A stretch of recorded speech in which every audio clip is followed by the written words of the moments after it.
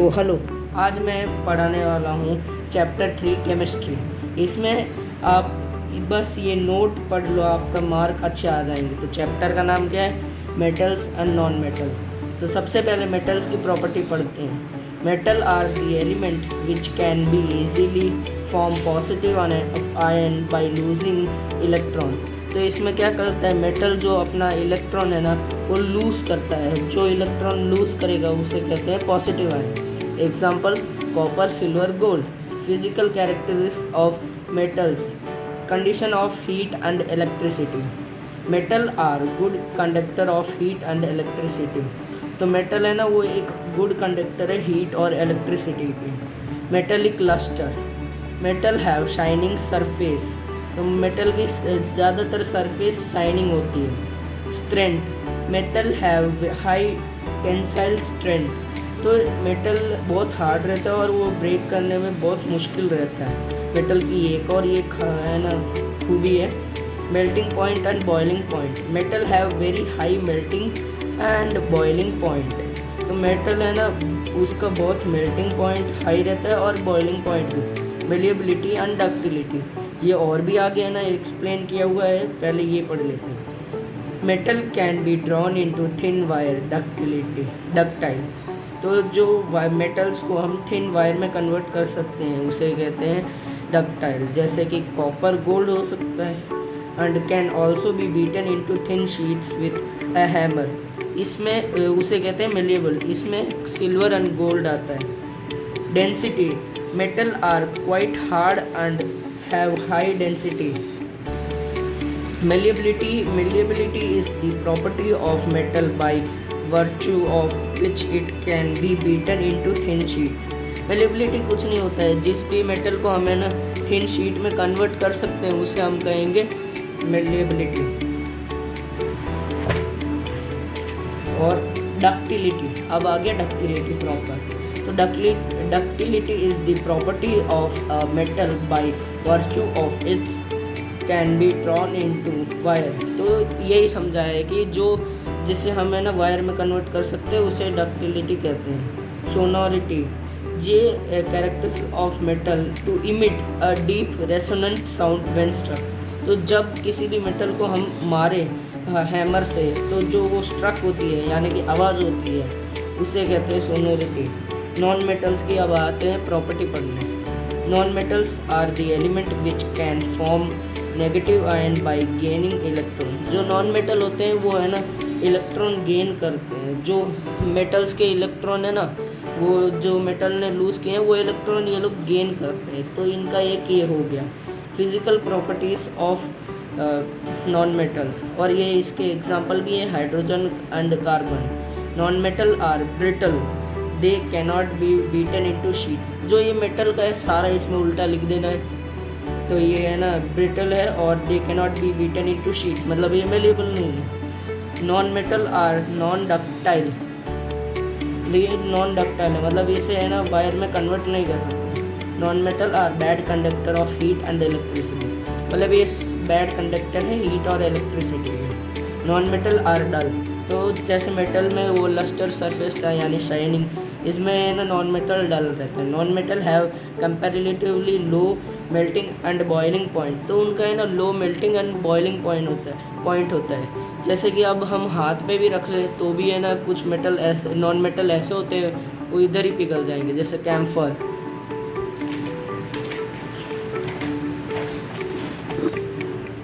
Non metal have low density, तो उनकी density भी लो होती है।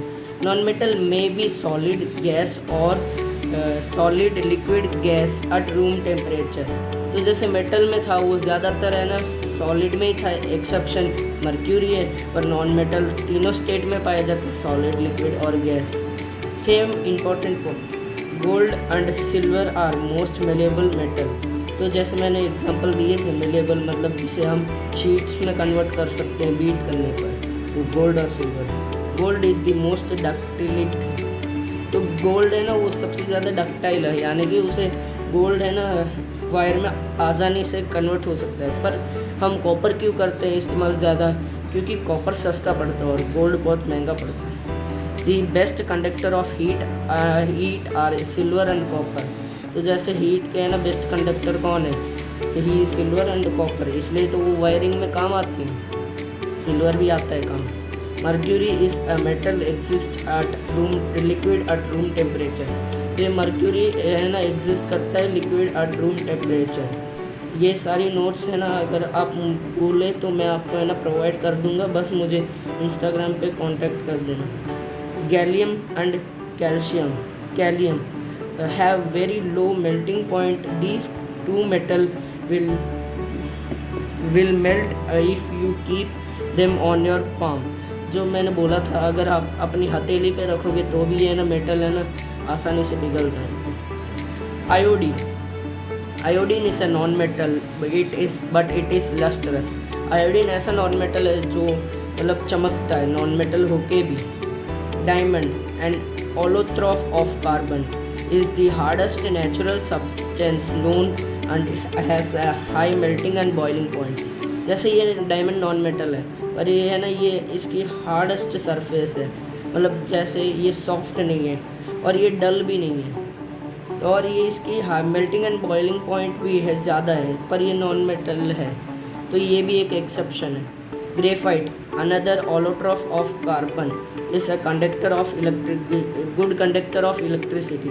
ऑलोट्रॉफ मतलब जो कार्बन से बने हो ये, और ये ग्रेफाइट भी गुड कंडक्टर है। अगर आप कभी है ना ग्रेफाइट पेंसिल को ये स्विच के जो होल रहते हैं ना उसके अंदर डालोगे ना तो आपको एकदम करंट आएगा, अगर पीछे वाला पार्ट भी है ना ग्रेफाइट कनेक्टेड हो आपके हाथ से। ये नॉर्मल पेंसिल पे वर्क करता है, कभी ट्राई मत करना ये सब। Alkaline metal lithium sodium potassium. Main आपको सोडियम और पोटेशियम याद करना है। तो अल्कालीन मेटल क्या होते हैं, वो बहुत सॉफ्ट होते हैं, are so soft that they can be cut with a knife. They have low density and low melting point. तो ये हम चाकू से भी कट कर सकते हैं इनको। अगर मानो ये है ना पोटेशियम है तो मैं इसे चाकू से भी कट कर सकता हूँ, इतना ये सॉफ्ट होता है, और उनकी लो डेंसिटी होती है और लो melting point. Give an example of metal which is poor conductor of heat. तो ऐसा कोई एग्जांपल दो जो है ना पुअर कंडक्टर ऑफ हीट, तो लीड हो जाएगा, plumbum PV. Reaction of metal with water. Metal react with water and produce a metal oxide and hydrogen. जब मेटल है ना वाटर के साथ रिएक्ट करेगा तो मेटल ऑक्साइड और हाइड्रोजन प्रोड्यूस करेगा। इनमें कुछ लोग क्या होते हैं ना बस है ना एग्जाम्पल रख के जाते हैं, नहीं, हमको ये सब भी याद करना है, ये आएगा एग्जाम में। Metal oxide that are soluble in water dissolves in it to further form metal hydroxide। जो ये मेटल ऑक्साइड होते हैं ना वो वाटर के अंदर रहना रिएक्ट करते हैं और फिर मेटल हाइड्रोक्साइड करते हैं produce. Metal like potassium and sodium react violently with cold water. तो सोडियम और पोटेशियम है ना पानी के अंदर डालोगे ना तो वो एकदम से है ना आग पकड़ लेगा। The reaction is so violent and exothermic that the evolved hydrogen gas is immediately catches fire। तो जब है ना ये होता है ना तो इसमें हाइड्रोजन गैस है ना प्रोड्यूस होती है, तो वो हाइड्रोजन गैस एकदम है ना कांटेक्ट में आती है एयर के, तो वो कैचेस फायर, वो आग पकड़ लेती है। तो चलो इसका भी है ना केमिकल फॉर्मूला देख लेते हैं। Potassium plus water gives potassium hydroxide plus hydrogen gas plus heat. The reaction of calcium with water is less violent। Calcium water के साथ लेस वायलेंट रिएक्ट करता है, कैल्शियम वाटर और फिर कैल्शियम हाइड्रोक्साइड, तो ये प्लस हाइड्रोजन गैस, तो ये कैल्शियम बहुत कम रिएक्ट करता है वाटर के साथ। तो आगे पढ़ लेते हैं। Calcium start floating because of the bubbles of the hydrogen gas form stick to the surface of the metal. तो कैल्शियम क्या करता है ना वो लेस वायलेंट है और वो है ना फ्लोट कर लेता है, मतलब फ्लोटिंग करना शुरू कर देता है। क्यों? क्योंकि जो हाइड्रोजन गैस फॉर्म हुई है वो है ना सरफेस के साथ स्टिक हो जाती है, इसके कारण मेटल उसके ऊपर रहता है और तैरता है। Magnesium does not react with cold water react with hot water to form magnesium hydroxide and hydrogen gas। It also starts floating due to the bubble of hydrogen gas sticking to its surface। जो magnesium है ना वो है ना cold water के साथ नहीं react करेगा, हॉट वाटर के साथ रिएक्ट करेगा टू फॉर्म मैग्नीशियम हाइड्रोक्साइड और हाइड्रोजन गैस। तो ये भी फॉर्म का है ना फ्लोट करना चालू कर देता है। क्यों? क्योंकि ये हाइड्रोजन गैस है ना स्टिकिंग टू इट्स सरफेस, जो उसकी सरफेस पे लगे पड़े उसके कारण ये फ्लोट करता है। Metals like aluminium, iron and zinc do not react either with cold or hot water, but they react with steam to form the metal oxide and hydrogen।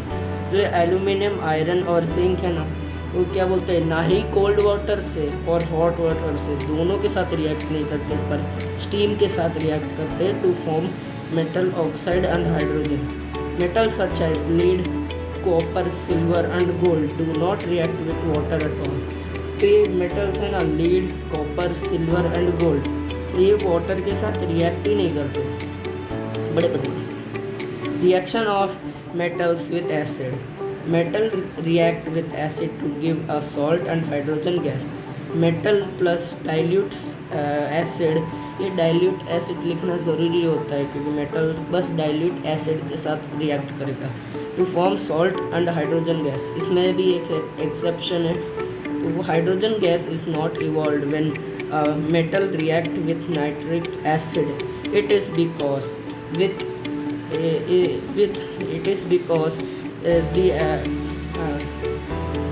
ये क्या बोलते हैं, नाइट्रिक एसिड है ना स्ट्रॉन्ग ऑक्साइडिंग एजेंट होता है जो oxide करता है H2 to form water and वो खुद itself reduce to an nitric oxide, जैसे कि Na2O, NaO, NaO2, HNO3। Nitric acid plus metal give salt plus water, ये एक एक्सेप्शन होगा। तो अब पढ़ते हैं एक्वा रिजिया और royal water. It is a freshly prepared mixture for concentrated hydrochloric acid and concentrated nitric acid in the ratio of 3:1। It is one of the few reagent that is able to dissolve gold and potassium। तो aqua regia क्या होता है? It is freshly prepared mixture. तो मतलब ये एक freshly prepared mixture होता है किसका?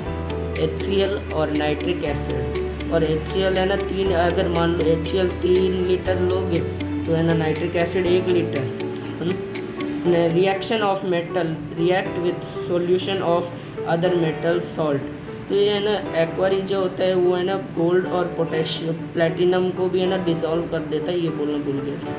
It is simple and easy if metal displace metal B, metal A displays metal B from its solution, it is more reactive than B। तो metal A plus salt solution of B, salt solution of metal B, metal A plus metal B। तो ये क्या करता है, अगर metal A है और फिर B उसको डिस्प्लेस कर देता है उसके सॉल्यूशन से, तो मतलब B ज़्यादा रिएक्टिव हुआ। ये हम कैसे फाइंड आउट करेंगे? रिएक्टिव सीरीज से। तो आइए पढ़ते हैं। The reactive series is the list of metal arranged in the order of the decreasing activities। Okay।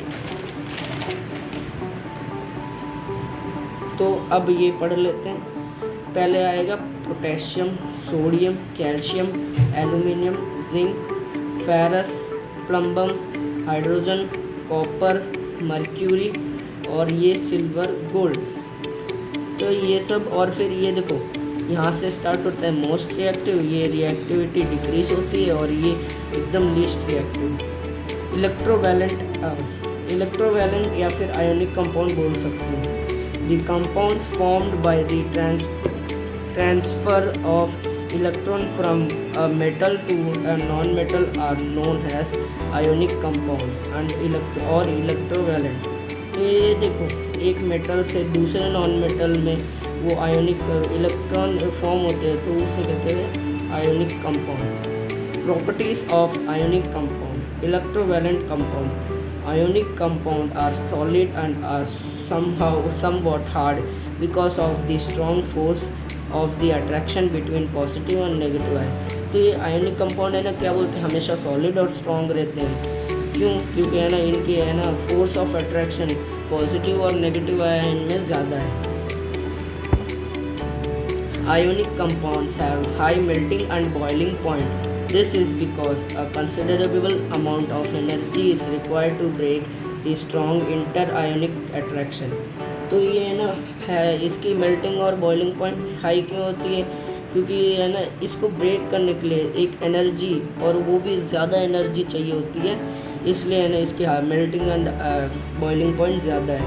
Because of it inter ionic attraction, electrovalent compound are generally soluble in water. तो electrovalent compound वो है ना generally soluble in water, मतलब water में solve हो जाते हैं easily, and insoluble in solvent such as kerosene, petrol. तो इस केरोसिन और पेट्रोल में है ना इनसॉल्यूबल होते हैं, इसलिए तो सोडियम को केरोसिन में रखा जाता है। Ionic compound in the solid state do not conduct electricity, but because movement of ions in the solid is not positive due to their rigid structure। ठीक है, ionic compound conduct electricity in the molten state यानी liquid state। This is possible in the molten state since the electrostatic force of attraction between the positively charged ion are overcome due to the heat. Thus the ions move freely and conduct electricity। तो ये वाला topic, अब example of ionic compound. तो Na क्या का एक positive ion है, तो है ना वो अपना एक इलेक्ट्रॉन दे देगा। तो Na का क्या होता है 281, तो 281 तो एक इलेक्ट्रॉन दे देगा, तो वो क्या हो जाएगा 2 और 8। Cl का भी एकदम इजी से समझा। Cl वो एक आयन है, इलेक्ट्रॉन है ना ऐड करेगा, और ये माइनस है तो ऐड करेगा ना, क्योंकि हमने पहले ही पढ़ चुका है कि है ना माइनस वाले है ना क्या बोलते हैं, एक इलेक्ट्रॉन ले लेते हैं। तो ये 287 है, 288 हो जाएगा, और फिर ये Na प्लस, ये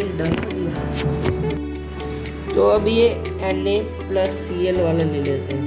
तो Na का क्या होता है, ये एक इलेक्ट्रॉन, तो ये एक इलेक्ट्रॉन दे देगा Cl को, और फिर क्या फॉर्म कर लेगा Na plus Cl minus Mg का Mg, और फिर Mg प्लस 2, और फिर है ना ये 2 इलेक्ट्रॉन देता है, तो 2 इलेक्ट्रॉन Cl प्लस इलेक्ट्रॉन, तो ये Cl माइनस हो जाता है। ये देखो 287 288, और Mg का 2 होता है ना, तो वो उस Mg को तो दे रहे हैं 2, पर Cl को लेना है 1, तो Cl एक और ले लेते हैं।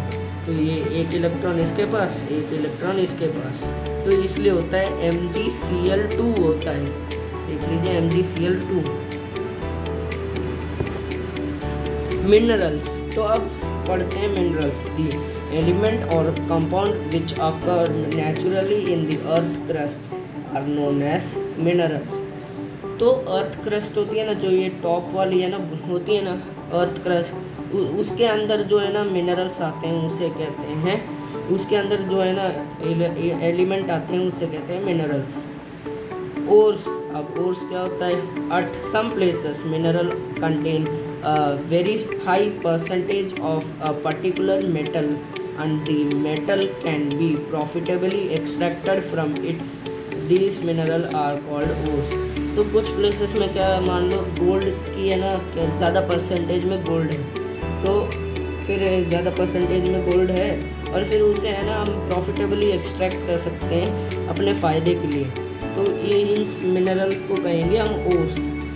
और ये है ना ओर्स तो है ना मिट्टी के अंदर से आते हैं, तो वो साफ़ तो नहीं होते होंगे, तो उनको है ना क्या बोलते हैं क्लीन करने की भी प्रोसेस होती है। Steps involve in the extraction of metals from ores,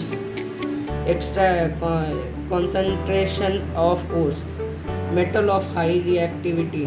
ये मेटल जो हाई रिएक्टिविटी मतलब जो ज़्यादा रिएक्टिव मेटल होते हैं उन्हें इलेक्ट्रोलाइसिस की मदद से है ना करना पड़ता है एक्सट्रैक्ट, तो और फिर उसके बाद वो प्योर स्टेट में आ जाए। इसका भी और एक्सप्लेनेशन है आगे। मेटल ऑफ मीडियम रिएक्टिविटी, तो इनमें 2 तरीके के होते हैं, एक तो कार्बोनेट और सल्फाइड और। कार्बोनेट में कैसे कैल्सिनेशन से होगी, और फिर सल्फाइड में रोस्टिंग, फिर ऑक्साइड ऑफ मेटल, मेटल का ऑक्साइड फॉर्म होगा। Reduction of metal, purification of metal, फिर एकदम प्योर मेटल आ जाएगा। मेटल ऑफ लो रिएक्टिविटी, तो लो रिएक्टिव मेटल के लिए वो भी है ना सल्फाइड से होगा, और सल्फाइड इसमें पढ़ लिए थे रोस्टिंग से आएगा, और इसमें भी रोस्टिंग करनी पड़ेगी क्योंकि सल्फाइड और है, क्योंकि सल्फाइड ओस में यही रोस्टिंग करना पड़ता है। फिर मेटल आएगा, फिर मेटल को रिफाइन करना पड़ेगा। तो इनका भी आगे देख लेते। गैंग्लियन, ये ores mined from the earth are usually contaminated with large amount of impurities such as soil, sand, etc. are called ganglion। मतलब ये प्रोनाउंस करना नहीं यार, आप पढ़ लीजिएगा। तो ये मतलब क्या होता है, जो मिट्टी के अंदर की है ना इम्प्योरिटीज होती है, सैंड और soil and sand. Extraction of metals in low in the activity series, metals low in the activity series are very unreactive, तो मतलब ये बहुत अनरिएक्टिव होते हैं। तो the oxides of this metal can be reduce to metal by heating alone. तो इसको क्या है ना, ऑक्साइड को है ना हीट करने